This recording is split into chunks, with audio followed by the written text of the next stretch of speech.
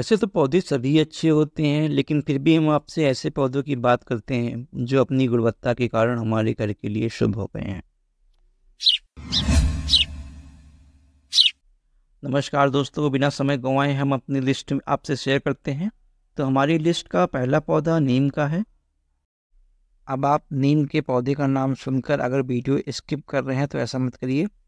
हम यहाँ पर नीम के पौधे को पॉट में लगाने की बात कर रहे हैं। आप इसे 8 से 12 इंच के पॉट में भी ईजिली ग्रो कर सकते हैं।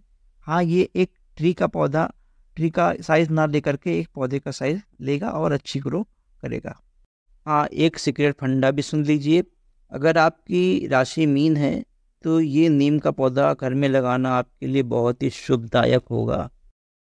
फरवरी के महीने से लेकर अक्टूबर के महीने तक इसमें भरपूर ग्रोथ होती है। अक्टूबर के महीने से जैसे जैसे शरद ऋतु में शीतलता आती है, ये अपनी पत्तियां गिराना शुरू कर देता है। इनकी पत्तियों को इकट्ठा करके आप सुखा कर रख लीजिए, जिसके अनेकों फ़ायदे होते हैं। आप इसको अगर मिट्टी में डालेंगे तो ये एक अच्छा पेस्टिसाइड का काम करेगा, जो कि जैविक होगा और किसी तरीके का आपके मिट्टी में प्रदूषण नहीं होगा। जो अनावश्यक कीड़े होंगे आपकी मिट्टी के लिए, जो फंगस पैदा करते होंगे, वो सभी नष्ट हो जाएंगे। ये पौधा आपके टेरेस गार्डन में जहाँ ग्रीनरी ऐड करता है, तो वहीं यह एक best outdoor air purifier plant है। मतलब बाहर की जो हवा है ये शुद्ध अच्छी तरीके से करता है। हमारे शुभ पौधे की लिस्ट का दूसरा पौधा की अगर बात की जाए तो मोहिनी के पौधे को हमने उसमें शामिल किया है। अंग्रेजी भाषा में इसे जेड मिनी कहा जाता है। ये प्लांट अपनी खूबसूरती की वजह से काफ़ी जाना जाता है, काफ़ी ख़रीदा जाता है, एक दूसरे को गिफ्ट किया जाता है। इसकी पत्तियों का जो स्वरूप है कुछ सिक्के की संरचना की तरह होता है। शायद यही वजह है कि इस पौधे को धन संपदा का एक इंडिकेशन माना गया है। बहुत से लोग इसे टेबल टॉप के रूप में सजाते हैं। नो डाउट ये प्लांट टेबल टॉप के रूप में बेस्ट प्लांट है, लेकिन शर्त ये है कि वह टेबल आपका जो है आउटडोर में हो या ऐसी जगह हो जहाँ 4 से 5 घंटे की धूप आती हो। इस पौधे का मेन फूड सनलाइट ही है।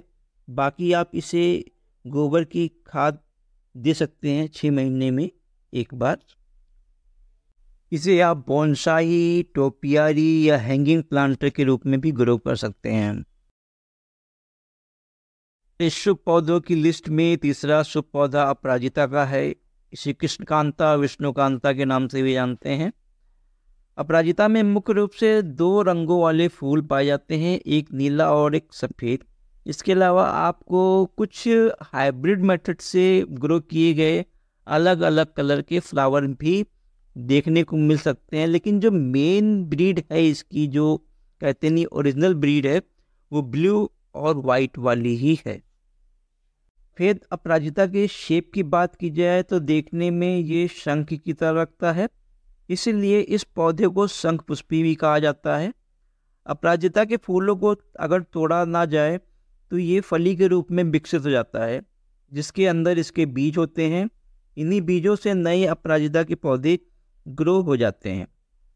अक्टूबर महीने में शरद ऋतु के आगमन के साथ ही अपराजिता का पौधा अपनी पत्तियां गिराना शुरू कर देता है और नवंबर तक ऐसा लगेगा कि पौधा पूरी तरीके से सूख गया है, लेकिन सूखता नहीं है। जाड़ों में इतना ध्यान देना है कि जब इसकी मिट्टी सूख जाए तो इसको पानी देना है और महीने में एक बार इसकी गुड़ाई कर देनी है। मार्च की जब एंड होगा तो इसमें नई नई पत्तियां अपने आप जो है आना शुरू हो जाएंगी और पौधा फिर से फूल देना शुरू कर देगा। अपराजिता का फूल पूजा के लिए सबसे अच्छा फूल माना जाता है। आप इस पौधे को घर के अपने उत्तर पूर्व दिशा में रखिए, जिसे ईशान दिशा कहा जाता है। पौधों की लिस्ट में चौथे स्थान पर हमने तुलसी के पौधे को रखा है। तुलसी के पौधे का ऐतिहासिक और पौराणिक महत्व होने के साथ साथ औषधि महत्व भी है। भारत में मेनली 2 प्रजाति की तुलसी मिलती है, पहली रामा तुलसी और दूसरी श्यामा तुलसी। इसके अलावा वन तुलसी और कपूर तुलसी भी कई लोग लगाना पसंद करते हैं और इस तुलसी में भी अच्छे गुण मिलते हैं, औषधि गुण मिलते हैं और खुशबूदार होती हैं। अच्छा, बहुत से लोग कहते हैं कि उनकी तुलसी बार बार सूख जाती है, तो उसके लिए क्या करें? तो हम आपको बता देते हैं कि हर मौसम के अनुसार तुलसी केयर यानी रख रखाव का तरीका भी बदल जाता है। तो शुरुआत करते हैं समर से। गर्मी के मौसम में मई जून जुलाई में अपनी तुलसी के पॉट को ऐसी जगह रखिए जहां उसे दिन भर की धूप ना मिल करके केवल 3 से 4 घंटे की धूप मिले, और पौधे को पानी रोज दीजिए। और बरसात के सीजन में इसे फुल सन में प्लेस कर दीजिए। इस दौरान तुलसी पर फ्लावरिंग भी शुरू होने लगती है। इसी फ्लावरिंग को ही मंजरी कहा जाता है। इसके इसके पौधे पे आने के साथ साथ ही छोटे छोटे कीड़े इसकी तरफ आने लगते हैं। ऐसे में जब बारिश ना हो तो आप जब पौधे में पानी डालिए तो इसके फूलों, पौधों, पत्तियों पर भी पानी का छिड़काव कीजिए ताकि कीड़े जो हों वो बाहर निकल जाएं। और इस मंजरी को आप हटाते रहिए, क्योंकि मंजरी अगर पौधे बनी रहती है तो काफ़ी एनर्जी वही ले लेती है और आपके पौधे में नई पत्ती की ग्रोथ की संभावना कम हो जाती है। और बात करें विंटर्स की, तो विंटर्स में शरद पूर्णिमा के बाद तुलसी के पौधे को अच्छी तरह एक कपड़े से ढक दीजिए ताकि रात में इस पर शीत ना पड़े और आपका पौधा हरा भरा बने रहे। इस पॉट की मिट्टी सूख जाने पर ही पानी दीजिए।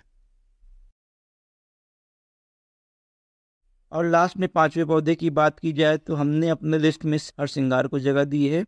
इसे परिजात या कल्प या अभिकल्प भी कहा जाता है।